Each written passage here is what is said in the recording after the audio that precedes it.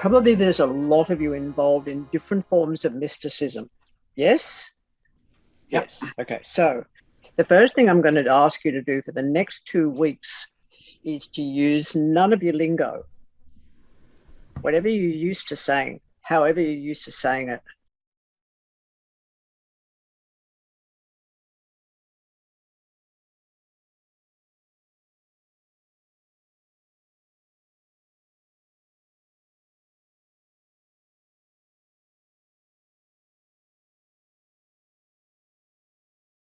This is the experiment that's going to take you into Tarot's regime.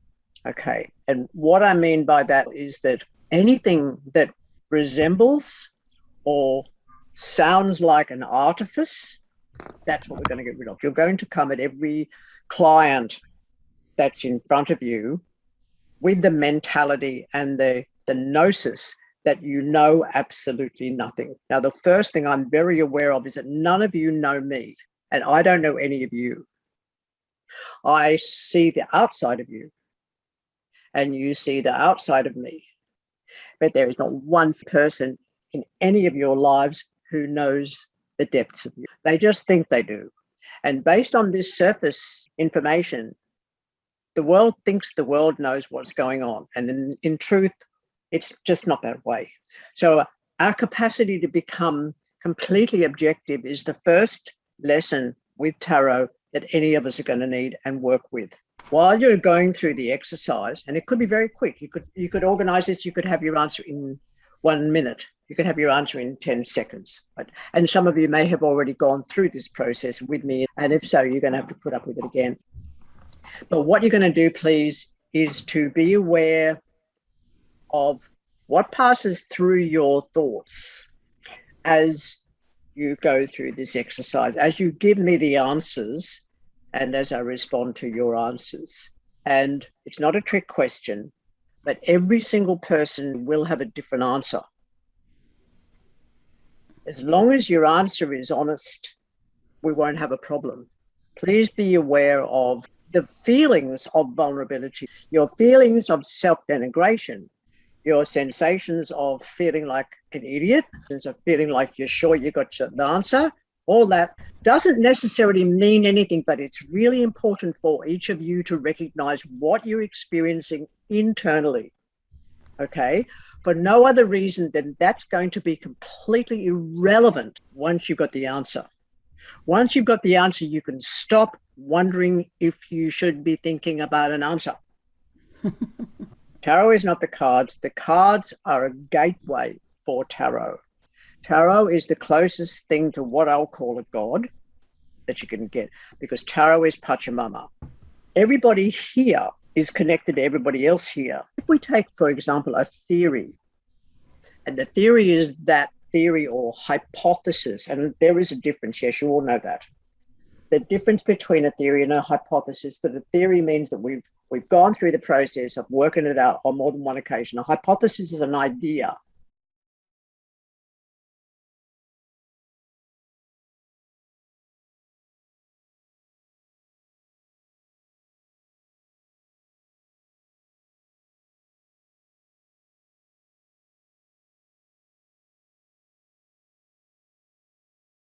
It's really important that a person undeifies their life, that we remove ourselves from the idea of Abrahamic thought. Now, I don't care what anybody says. What you are working, if you work tarot, is you are working witchcraft. And everything that you may have read about witchcraft is probably bullshit, because no two people can experience the mystical the same as each other. No two people sitting opposite you for you to read tarot are going to be the same.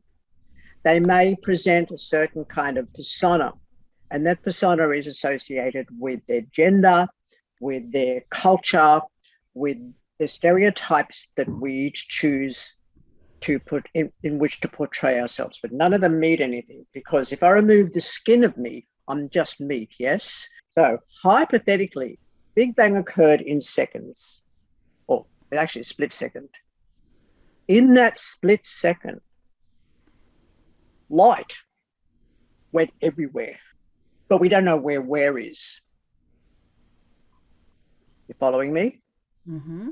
What happened is that matter, this is all within a so-called hypothetical split second. What then happened with matter is that matter within seconds caught up or is continuing to catch up with light. On another piece of paper, not the one we're doing the exercise on, but another one, if you can write down the name Dr. Darrell Rennie.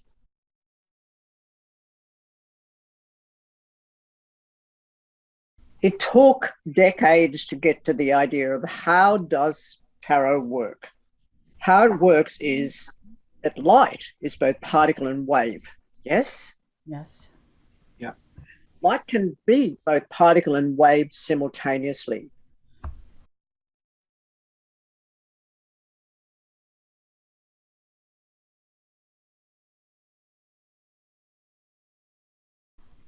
There is no distance between you and I. The field is enormous.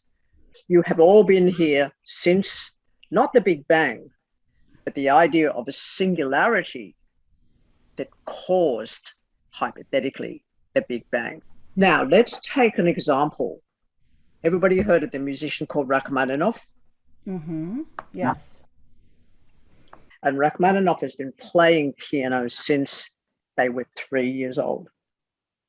By the time they get to 30, the last thing they need to do is look at the keys of the piano.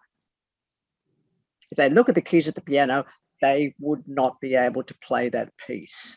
So there is a symbiosis that occurs between self, for example, the individual and self, the cards that we use, the person sitting opposite you, and the space that we're all in. You've had since the hypothetical Big Bang to experience everything along the way. So for several untold theoretical billions of years, you've been there.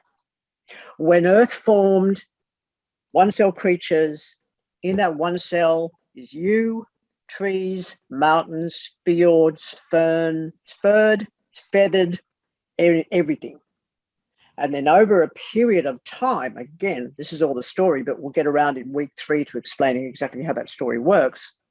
Over a period of time, life has diversified and differentiated self. With the concept of divided for love's sake on the chance of union. Do you understand? With the concept that as I see you seeing me, and therefore that's the only way we can know each other. You have the knowledge of the chair you're sitting on, the table you're sitting at, the pen you're writing with, the card you're going to work with, the piece of paper you're going to work with. You have that knowledge, and that knowledge has been with you since that singularity. So when you're sitting here, or the person sitting opposite you is here to have their cards done, they're like Rachmaninoff with the keys on the piano. You understand? They can't look at the images. If they look at the images, it fucks with their brains. There's no way you could put the images into patterns if you looked at the images when you were shuffling. So within that simple 78 cards that you might have available to you with the tarot cards, what you've got is every infinite possible kaleidoscopic image. And then once you've learned that, which you will, which is part of this whole course, once you've learned that and memorized all that, then you let it go. And once you let it go, that's when things start really happening. How I can explain that best is we have this remarkable thing called synapses. And initially, this exercise is going to really start to screw with the synapses. They're like your first course.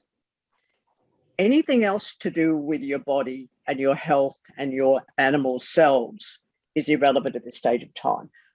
What's really important before we get started is that all of your language suspends everything you've learned associated with so-called mysticism, religion, ideology, or spirituality. Can you just please fuck it off? Because it will get in your way. Having said that, you're going to put a dot in the middle of the piece of paper. In the comment section, I'm going to write the request. And each of you is going to write, not talk out loud because it gets too difficult. You're going to write your answer. And I'm going to answer you verbally.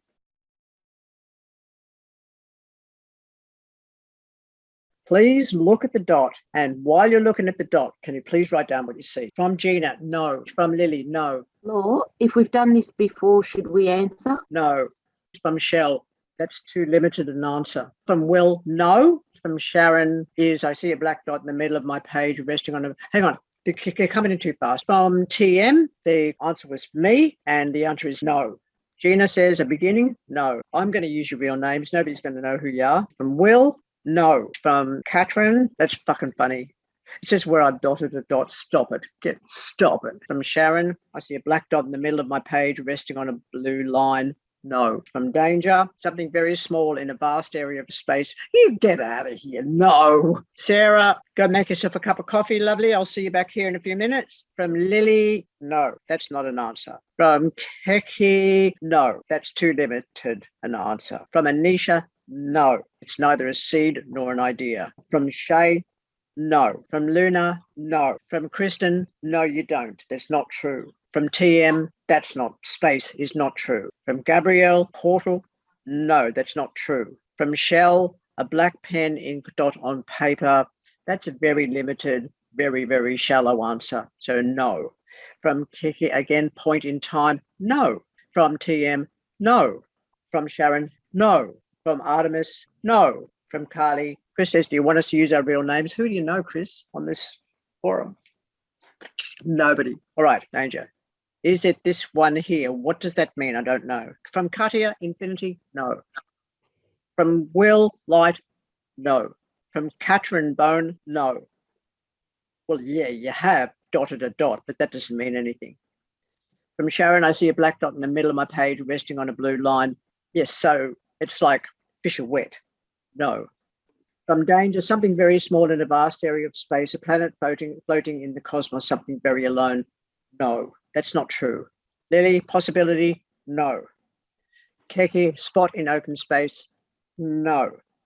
Anisha, a seed, an idea? No. Shay, matter? No. From Luna, a moment in time captured in the past looking back at me? No. Why are you making this shit up, people? From Kristen, the whole universe? No, it's not. It's a fucking dot. Let's start with the fact that it's a dot on a piece of paper. I've asked you to look at the dot and write down what you see. Yes? I haven't asked you anything else. From TM space? No. Gabrielle, a portal? No, it's not. From Shell, a black pen ink dot on paper? That's super fucking limited. From Keki, a point in time? No, it's not. From TM energy? No. From Sharon, light? No. From Artemis, matter? No.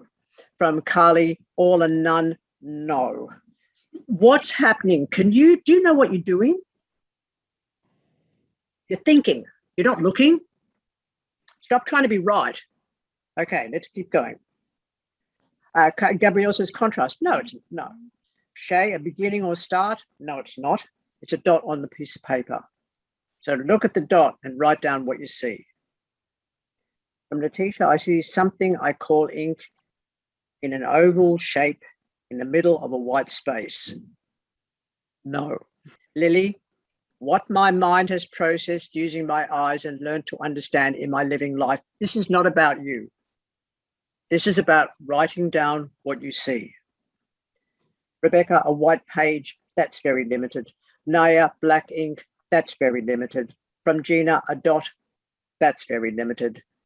From TM, a beginning, no. From Danger, me, it is not you, it's a dot on a piece of paper, darling. Lily, that's not all true, Lily. So, Lily, you're sort of on to it, but it's not all true. I mean, back off from the last thing in that sentence. I don't want everybody to know what you said. Do we get another try? Of course you do. Just keep going until you've got it. Okay, so Victoria, there's some of what you're looking at, and there's some of what you're not looking at in your answer that you've made up. It's got nothing to do with the request. Do you get it? Okay. From TM, a black dot image. That's like no shit Sherlock. From Jason, Okay, Jason, what you're doing is you're giving me adjectives. You're giving me descriptions. I just want the list. So go back and squeeze all the excess out of that sentence. Oh, Lily, you're on a screen, not a piece of paper. Okay. It's too limited an answer, darling. Carly, you have generalized. I'm asking for specifics. Look at the dot and write down what you see. So you just got to get rid of the stuff you've made up and go back to the request. Will? Absolutely not. Leah, you've given me some good capitals there, Leah, but no. Will, a dot that was placed with purpose on a piece of paper. Gabrielle, yes. Gina, answer is the center of the page. No, that's not true. That's not it. Sharon, you're just not feeling it all out. And Shell, no. Lily, too limited. Jason, go make yourself a cup of tea, darling. Artemis, I don't need the descriptions. Aote, stop it. Okay, now they're from Luna. See, I'm looking at Luna, and the question doesn't ask you for descriptions, does it? Will, I mean, apart from the fact that you've described the dot, which we didn't need. Sarah, hi, can you see me? Mine are private. Leave yours as everyone. I don't understand. From TM, I don't need your descriptions, and your answer is too limited. You've added a little bit, but it's still too limited. From Victoria, yes, you could probably keep going. Anisha, yes, you could keep going. Artemis, yes, but you can keep going. It's too limited, but you can keep going. So look at the dot, don't look up. Leah, thanks, darling. Naya, we don't need to know the color of your dot, darling. That's the first bit. I don't actually need to know the room that you're in. Kitchen bench of an apartment 6 floors above the earth. If you're looking at that dot, how can you tell where you are? Do you understand what you've done? What you've done is make shit up, is what you've done. And I'm asking you not to. TM focus. Carly, yes, you got it. Kristen, yes, but it's still too limited. Oh, here, what's that? No. If you have sight, then you can answer me. Shell wrote an interpretation of what a dot on paper is. You're in your brain, Shell. You're in your head. You're thinking of what your answer should be. So this does not request that you think about an answer. This does not request that you consider or contemplate an answer. If you're doing all that, you're not going to read tarot. You're interfering. You're interfering with exactly what's in front of you. Luna, yes. TM, the page that has been marked with a dot by my hand. The answer to that is no. We know that that's what you've done. Before we even got you to put the dot on the piece of paper, it was like, put the dot on the piece of paper, but your answer is not correct. Your answer is not an answer. It's a thought, consideration. Until you get the correct answer for where you are, and for what you've done, you're imposing yourself onto the request. Victoria, what's the matter, darling? You look all pissed off. Lily, what's happened there is you're attempting to give me a lot more than actually you're attempting to give me too little and too much. Now, the question is that what Lily has said is what Naya has said here is a dot on a diary placed on a kitchen bench. No. Shayote, you're close, but it's too limited. Your answer's too limited. There's a lot more that you can see than that from TM that is super fucking limited. Don't let your answer be fish or wet. Danger, yes. So if you're looking at the dot and you're thinking, you are fucking yourself up. You are imposing yourself. You don't intend to and you're not meaning to, but you actually are imposing an answer onto that which should be obvious. And it's really important that you become specific rather than give me a generalization that means nothing. Do you get me? Naya, close. Shayote, you can even be more specific than that. Gina, no. Your answer, which is me, is not working for me. If I put my arms behind myself, I can actually probably see a bit of my nose, but other than that, I can't see me. Gina says, I don't get it. That's excellent. That's really important what you just said. All you've got to do now, if you can go back to the original request, which says, look at the dot and write down what you see. It doesn't ask you to think. It doesn't ask you to consider. No, Rebecca, no. Kristen, yes. Shell, that's too limited an answer. You're generalizing and you're not giving me specific. Anisha, thank you. Naya, that's too limited and it doesn't tell me anything. Kate, can you just get rid of all the excess and just give me the facts? Kate, that is super limited. You're being a little bit lazy. Don't take offense at anything I say, please, because you're going to get worse than this with your clients.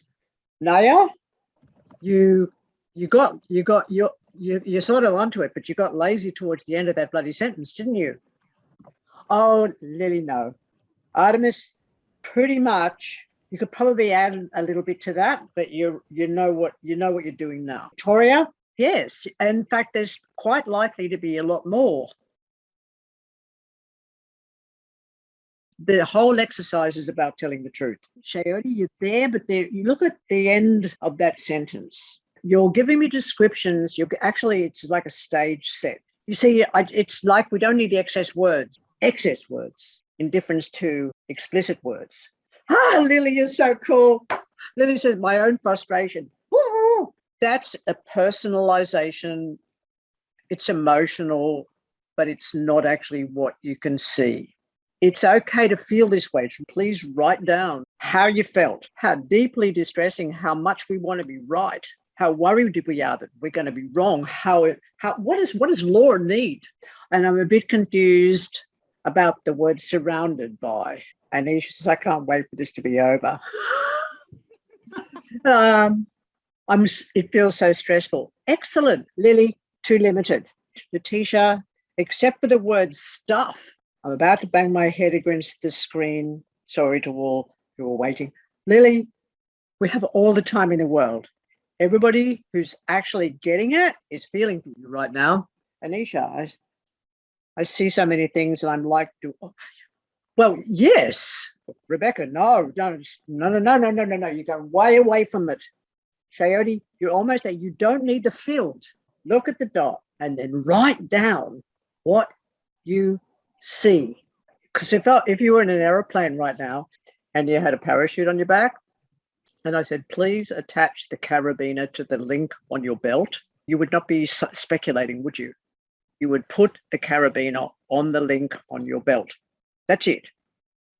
You would not complicate it by wondering if this was esoteric. You would not complicate it by saying, is this immortal?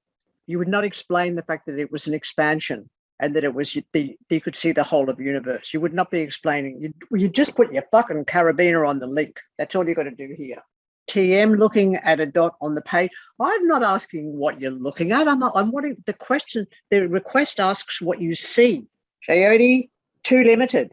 Naya, still too limited. Gina, we're getting there, but Gina, it's just too limited. Rebecca, yes, you do. Unless, of course, you have a bandana over your eyes. Sight impairment, I can understand that. And that's okay because sometimes we need to take that into account. I sat for 2 nights and 3 days in an abandoned warehouse that used to be an office in Edgecliff in Sydney when I was 17 years old with a fish on a plate.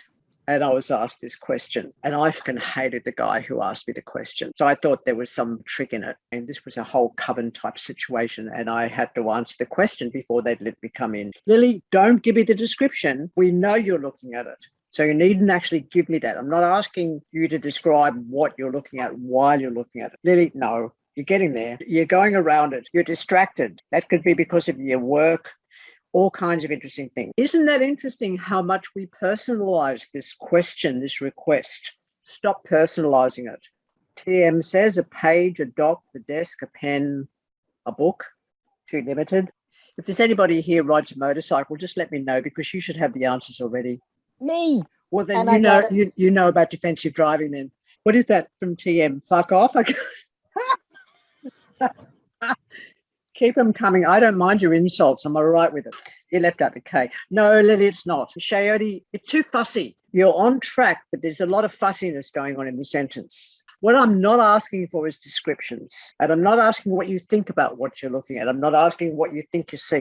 You've got to make big decisions regarding who you are, what you're doing, how you respond to any situation. These are very big decisions. But when you are sitting opposite someone who is a total stranger and they look like they're drug fucked and they're a cop whose friend got his face blown up the week before and he's not drug fucked, but that's the way he has to appear, you better not make some assumption. Lily, that's brilliant. Okay, absolutely brilliant. No, you can't write down what you see when you're looking at the dot as you're looking at it. But you can take a pause, have a really good look, and then when you're looking, memorize what you see and then write it down. Let's see how good your memory is now before we get onto the 78 tarot cards that you're going to have to remember from beginning to end, as well as everything to do with numerology and astrology and planetary associations and Kabbalah. Let's get this one clear before we get going. But while you're looking at the dot, you can't be writing down what you see. I understand that. But when you're looking at the dot, you are seeing. And then you do, when you turn around to the screen to write, you have to remember what you've seen. Now, this becomes important because you're going to do spread after spread, layout after layout after layout, and everything in you, everything is going to remember all of it until you finish the reading, and then you're going to forget everything. It's called selective amnesia. It's most necessary. But in the meantime, connection with memory is most important. So if you look at the dot on the piece of paper and while you're looking, you see, then you move across to your screen and you write down what you see. We're nearly there? Anybody left over and not have the answers yet? TM, don't worry about it. Shell, you don't have to worry about it. Gina, I have no clue. Don't worry about it. Look at the dot. And while you're looking at the dot, see. It doesn't say look at the dot and see the dot. That's fucking obvious, isn't it?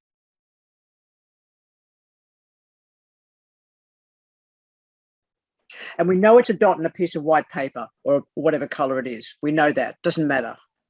That's not what we're asking. We're asking you to look at the dot and then write down what you see while you're looking at the dot. Is that enough information? Shell, that is so lazy. Shell has written, I see the dot and everything around it. Pull, pull, pull, pull, pull. You want to fight. You want to go. Failing. Oh, TM, you are not failing. You're just not seeing. Do you have eyes? Yes. Okay, so you have eyes. Can you please look at the dot? You're looking at the dot, aren't you? Yes. Okay. Now, you're looking at the screen to write. Yes, you're right. Looking at the screen, everybody. Right now, you're looking at the dot, and then when you've looked at the dot, while you're looking at the dot, what can you see? Many things. Many things. It's not an answer. It's a generalization. Just hear me. Do not be afraid to hear me. I know that sounds weird, but what's happening is you're thinking. And your thinking is getting in the way of one of your 5 senses. And all I'm asking you to do is to fulfill the capacity of your vision, your sight. I'm asking you to use your eyes, not your brain. That should be an old moment. Okay, Gina, what you've done is write me a story. Shell, I know that when you look at the dot, you see the dot. But that is so not all you see. You have personalized the request. And that's where you've got problematic. In your sentence, you say to my left, but this is not about you. To my right, but this is not about you.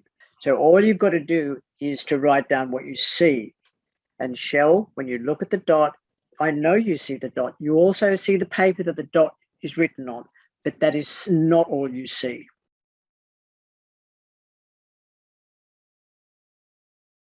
Place of honesty. This is like the guts and the glory of what we're doing here is to get to the point of realizing how badly we are lied to.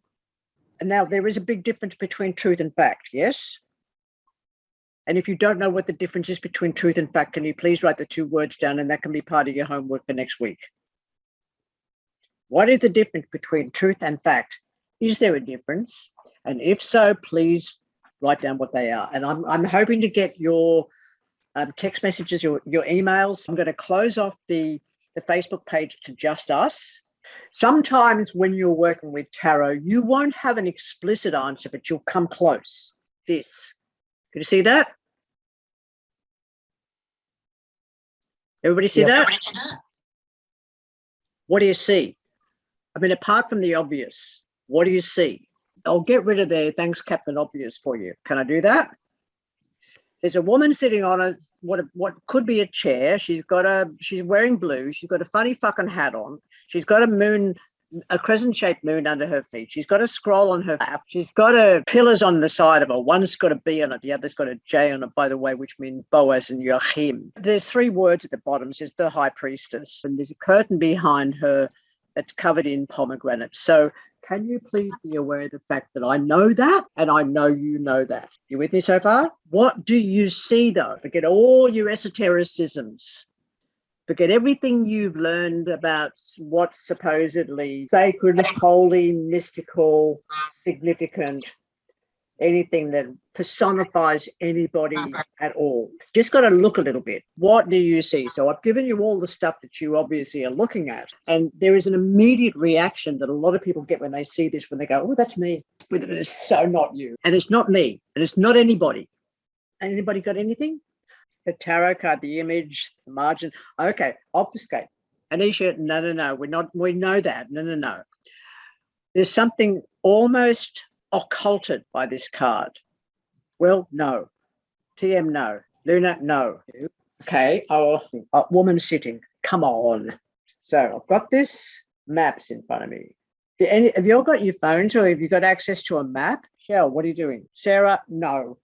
No, that's not what this is about. Okay. You've got access to Google Maps.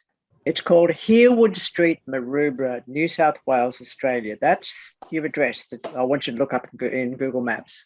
Did you happen to write that to everybody or just to one person? Oh, I can to everyone. So if you go onto Google Maps and you look at Herwood Street, Maroubra, you're looking at this.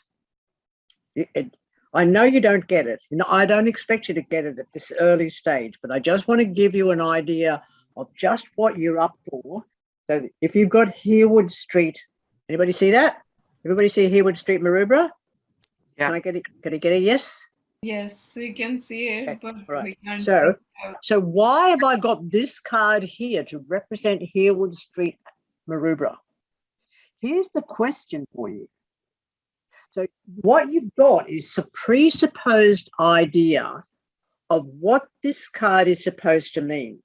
But what I want you to notice, please, is what's behind the curtain. Don't think about it. Do you want me to bring it up again? Yes. Gabrielle, yes. Will, no. Yes. Kate, yes. But not just water. Will, no, it's not a person in a location. Not Kate, it's ocean, yes. So what you're looking at, what you can see behind, why have I put Herwood Street, Maroubra in connection with this card? The ocean's nearby and it's right near a park. It's one street back. So what this has done is if I was looking, for example, if somebody asked me for an address and they said, I'm looking for a place to live in Maroubra that's close to the ocean, I'd be looking at my maps to go one street back, because the ocean is obscured by what's in front of it, but it isn't hiding it. And then there's an oddness that comes up, because these become very important. 2 things. First of all, earlier, I said that my word for God was tarot. Now, God is a word that has no etymology. When a word, the closest we come is German. Really, no, forget about the priestess. We don't want that word. And we don't want the columns in there. You're going to find a lot of this triplicity throughout what's called, I don't necessarily call it, what's called traditionally the major arcanum. You'll see it in the chariot card. You're going to see it in the magician card. You're going to see it in the high priestess card. You're going to see it in card after card after card, is this representation of 3. Now, that representation of 3 we will get to next week, which is going to be when we start to uncover or open up this whole thing with a thing called Kabbalah. Earlier, we used the word God. So the only etymology that there is for that word is gut in German. Prior to that, there is no word. There's a couple of things to be aware of, that anything to do with your mysticism or your spirituality or the ideologies that you've taken on have got to go here. You cannot impose that on another person. Now, even the word priestess or priest, these are religious words that have got to do with Abrahamic background, Abrahamic law. Even when we use the words, they're used a lot in Wicca. They're used a lot in different forms of cults. I'll call them all cults. All of these different words, these different religions use some form of different word to person. And the different word for person very often gives us a pyramidal structure, to a sense of something being better than or more important than something else. And this really has to go again. So the first thing that you need to do as practitioners of this art is to lose the religious speak. I put up a bit of homework on the Facebook page this week. I don't know whether anybody got it. This is going to be your homework for next week. And what you do is you can use your phone, you can do whatever you like, and you can just don't be creepy. Okay, just don't be creepy. And that's over here, not only your own conversation, but the conversation of people around you. For example, I went and got a cup of coffee earlier at a cafe just up the road from where I'm living, and there was 2 people standing with their dogs. And in the space of one sentence, one particular person said, "Oh my God, oh my God, oh my God." To whom are you praying? That person wasn't. They were swearing. That was an expletive. And it's almost a fashion statement as well. And certain communities of people use it more than other communities. But what occurs in the shape of with tarot is it's absolutely inclusive of all people from all backgrounds, of every conceivable color, gender, feeling, emotion, level of knowledge that you could ever consider, or that I could ever consider. What I need to do and what you need to do is to be completely, almost empty of words that you've learned. That the person who lived in this house before me was a psychotherapist, and I was sitting with them and explaining body language, and we were discussing fear, and I was explaining the different parts of this flesh and blood body that experiences fear. And they're wild ones, like sitting with my daughter at the abortion clinic in Tweed Heads, and I'm up on the shelf overlooking 2 stories above the car park. And as I looked down, instead of having an experience of being 2 floors up and suffering the consequences of altophobia, my vagina went, whoa. And it was the first time I'd had the experience of what fear and height does to a human body. Many other times, the idea when adrenaline floods your system because of confrontation or fear or anxiety, it's going to hit that part right there. Deeper fears that are based on repetitive trauma will hit my lower gut.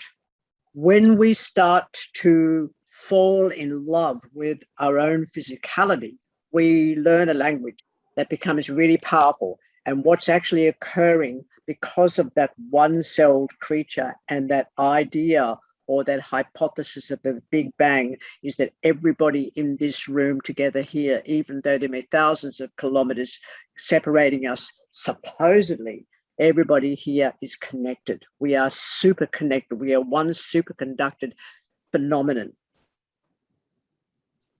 So consequently, your body language, this body's language, the other body's language, needs to be felt rather than expressed. I sat in this house with the person before me as a psychotherapist, and I explained the fact that body language and this understanding of fear. And I also pointed to the part of this flesh and blood body that experiences deep fear. And you know what she said to me? It was a woman, by the way, who identifies as a cisgender woman. And this is important also. We'll get around to the discussion of gender as we get further in. What this woman said to me was, oh, you mean your solar plexus chakra? And I said, I didn't understand or realize that you spoke Latin as well as Sanskrit. And she said, I don't. I said, why did you put words in my fucking mouth then? So this is what you need to understand, is that we have, as a pale Anglo-European people, misappropriated the languages of spirituality of so many different cultures. And honestly, we have no right. If our first language is English, which is called the lingua franca of the day, we need to be good at that. Acceptable enough, without making assumptions, without the generalizations that you were doing with the dot, without thinking that it's stupid.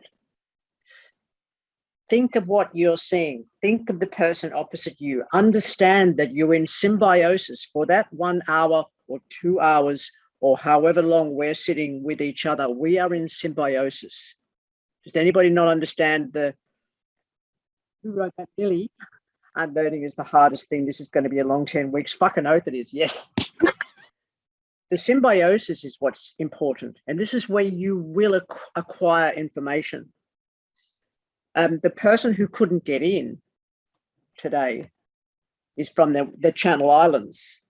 And the reading was blah, blah, blah, blah, blah, blah, blah, blah, blah, blah, blah. And at the very end of the reading, before we got on to an hour's discussion, came a name. The person's name was Michael.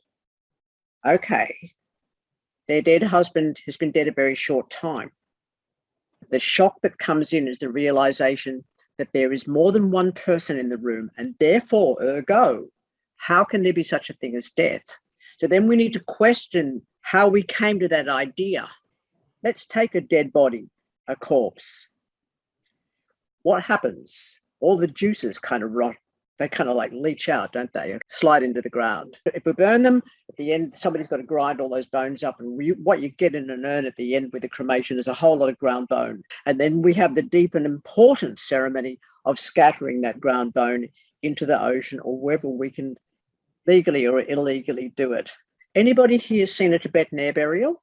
A lot of hands didn't go up there. Oh, yes, it is interesting. Letitia, because what happens with a Tibetan air burial is the person carries their grandmother out into the nowhere. They've got their grandmother over the shoulder on one side and they've got an axe on their shoulder on the other side. And they take their grandmother out into the paddock and they pop her down and they chop her up. And in come the vultures and eat grandmother. So who is grandmother now? The vultures. There is a beautiful human being called Hayamaha Storm. He put a book out that's called 7 Arrows. And in 7 Arrows, there's a story of the jumping mouse. Do you mind if I tell a very brief version of it here? All right. Jumping mouse is this little critter and they're living with their family and their tribe beside the river. And Jumping Mouse says to one of the elders, where does the river come from? And the elder goes, the river is. We don't ask these questions. We just understand that the river is. But this Jumping Mouse just had the idea, something got in their head that says, I want to know where the river comes from. So they defied all the odds. They broke all the rules. And they took off in the direction that the river was coming from. And there was a lot of encounters along the way. But when they finally get to the top, they got no eyes, by the way, because they gave them to the coyote so that the coyote would protect them to get them to the source of the river. They finally come to the source of the river. Coyote says, hey, dude, I'm sort of out of here. Have a wonderful life. And the coyote goes, and the blind mouse person feels a shadow over the top of them and goes, uh-oh. The next thing jumping mouse is flying over the mesas, looking down, hunting for mice. But we somehow think the songline or the string of pearls begins and ends with our born flesh and blood bodies and our dead flesh and blood bodies. Do you understand? But that's not it, because 6 degrees of separation, we are in relationship with everybody.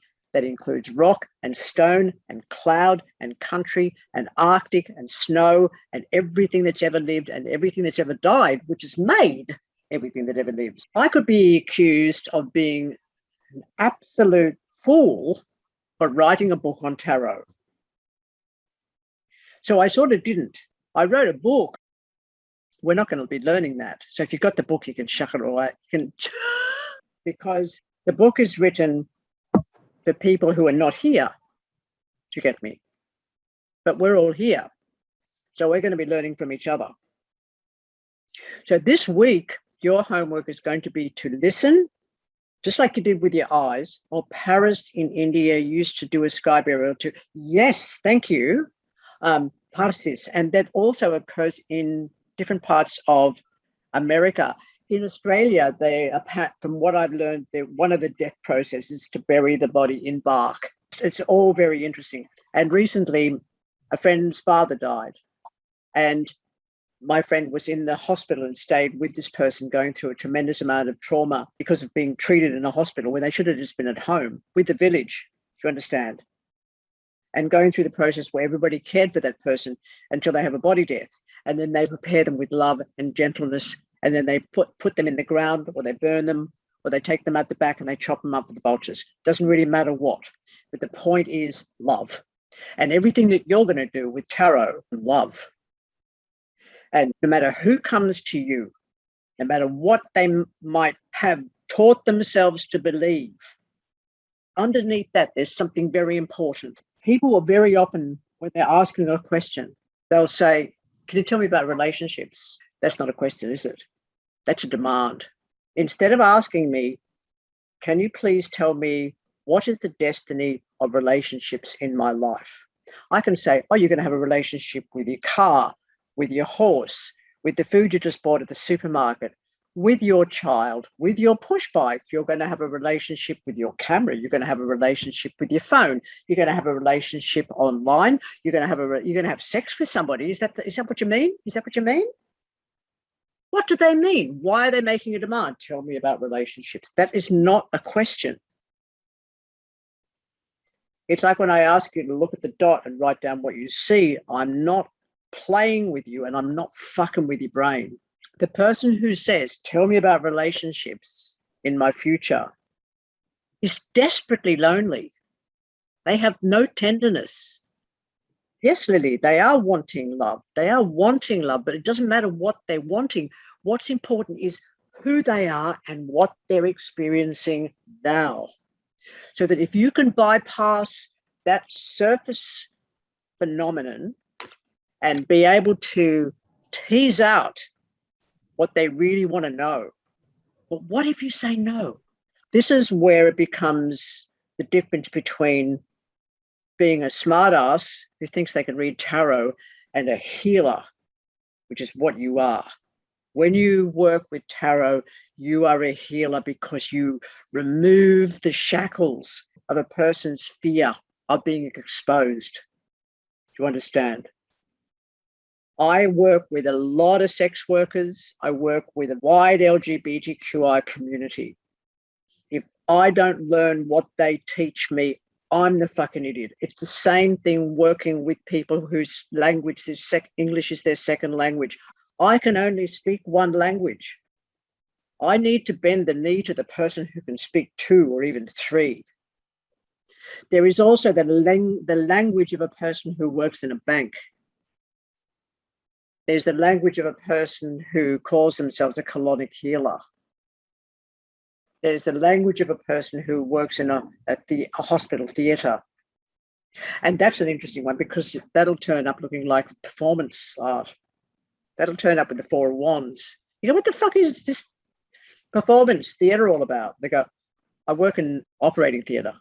Can you see how this can sort of like play around with your consciousness if you get stuck with the wording. Earlier on in this conversation, I said, I don't know you, you don't know me. And that's actually the truth, because no one can know the depths of us. We don't expose that for anybody. We all have extreme vulnerabilities, and every single person here has trauma. And every single person here has hope for tenderness. Some of us mightn't have it. Some of us might have it. But what it shows is that a society, for example, and I know this is going all over the place, but it's okay. A society that uses the word homeless for a person who is nomadic, for example, doesn't understand the idea of tribe and clan and Mongolia. A person who says, I'm working as a shaman, doesn't understand they've just stolen that word from the Tungus people. Mangakok for the Inuit people, Kadaicha in Australia. We don't hear pale Anglo-European people saying, I'm working with Kadaichaism, do we? We have had our abilities suppressed by the idea of shame, by the idea of binary terminology, right and wrong, good and bad, black and white, male and female, up and down, in and out. How many times have you heard somebody say, I'm reach, or even the connection or the construct of ascension, or I'm growing? On that level, if you get an opportunity to listen to a lecture by Paul Stamets, please do that. This understanding of roots is really important. And I don't for one moment anticipate or expect everybody here to get their ancestry done or their genealogy done. But to know how deeply you go towards the concept of that theoretical Big Bang, to know how deeply your ancestry goes, means that just for a moment, you're not suffering from a thing called shifting baseline syndrome. Do you want to write that down? Shifting baseline syndrome was first written about by a person whose name I forget, but they were a marine biologist. The next time I heard that expression, it was by an author called George Monbiot, who wrote a book called Feral. Feral is about rewilding. And that's what we're doing here. We're rewilding language to be able to get rid of all the biases that we may have taken on to give ourselves the concept of an identity that we don't actually need. All we need is your name. Your name defines you.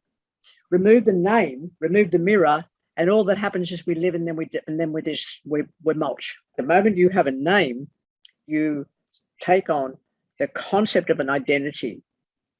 Shifting baseline syndrome, it's forgetting.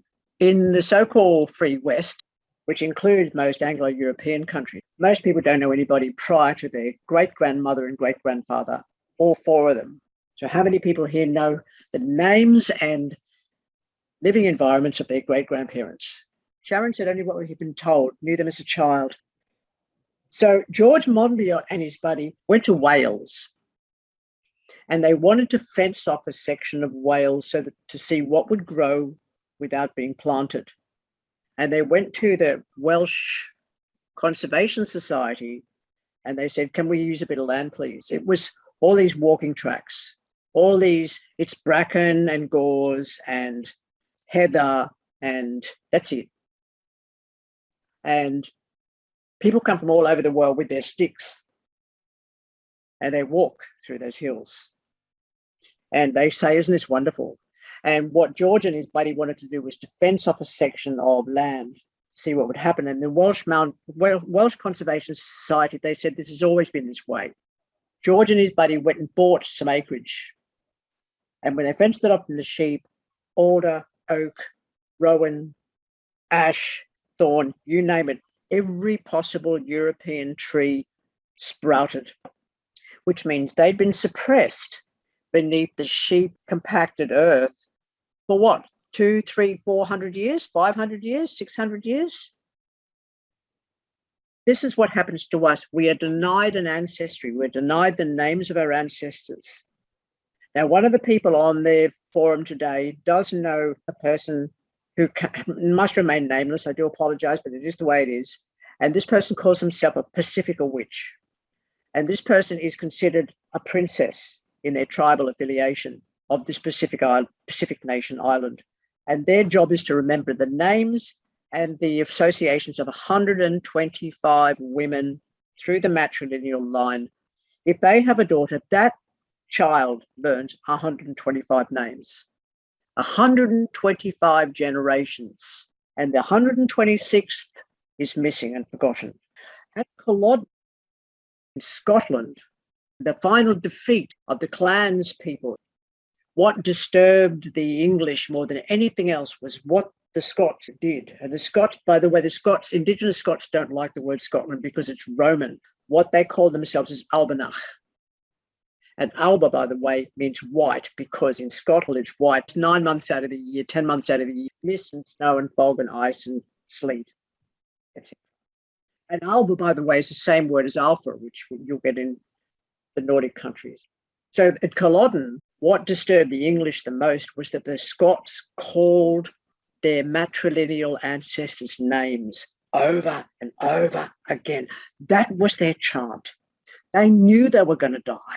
So they chanted the names of all the mothers on their matrilineal line, not their fathers' names, because they don't know who their fathers actually were. They know who their mothers were. This is not a matriarch.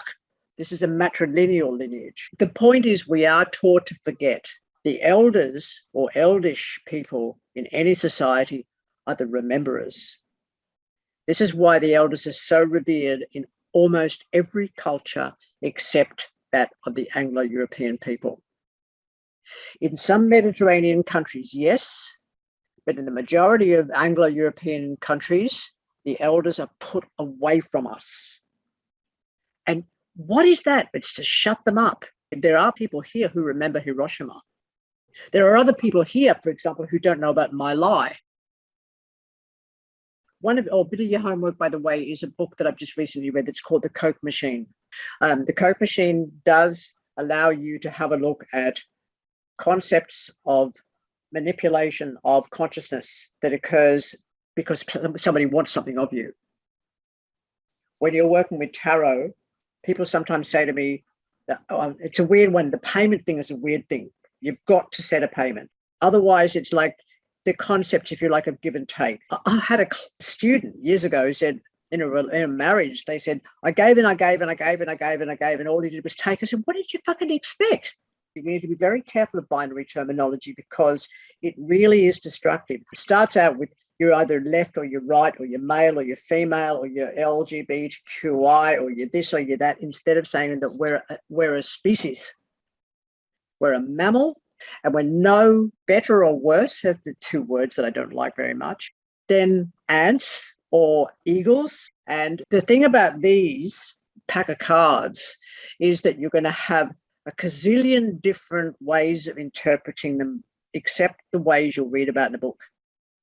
There is so much else that I'll get you to read before we finish. But in the meantime, for next week, your work is to understand how much religious speak, that includes the misappropriation of from different cultures. For example, the word chakras, the word aura, the term reincarnation, all of them have got to go. The idea of a thing being good or bad, you just need to ask your clients to define their concept of good, to define their concept of bad. Because can I show you something? The hand I've got up at the moment is sinister. Do you understand? Now I'll change it. The hand I've got up at the moment is Dexter. You with me? Anybody following me here? Why has the left hand of a human body been compared to something that is positively evil or threatening? Every word has to be unraveled. We have been given this ball of wool and it's called language, and it is filled with judgments and not productive judgments. Productive judgments are your first intuition. When you encounter anybody, your first intuition. Now, I found it very interesting when I was reading The Coke Machine, because it's taken me a couple of weeks to get through that. When I was reading The Coke Machine, I was fascinated with the massive concept of consumerism and capitalism. And then it went to South America because am I boring you, Sharon? Okay, right. When we got to South America and there was the the effect on Colombia, I found myself switching off a little bit. And then when the information went to India and was talking about Coca-Cola in Rajasthan and what it was doing to the water tables, I found myself switching off a little bit. I became aware of it and thinking, is this because you don't relate so much to the people of South America and you don't relate to them so much to the people of India? Is there a bigotry there? Do I need to look at that? Yes. What do we even switch off to and switch on to? Why do we think that any culture is any more important than any other culture? Because we're manipulated by organizations that want to take your money away from you and feed their staff. And so they'll give you the images of poor, sad little children who are half naked. And who knows what the truth is unless we live amongst the people? And who knows what constitutes poverty? What constitutes wealth? I had a man, got himself about $2-3 million.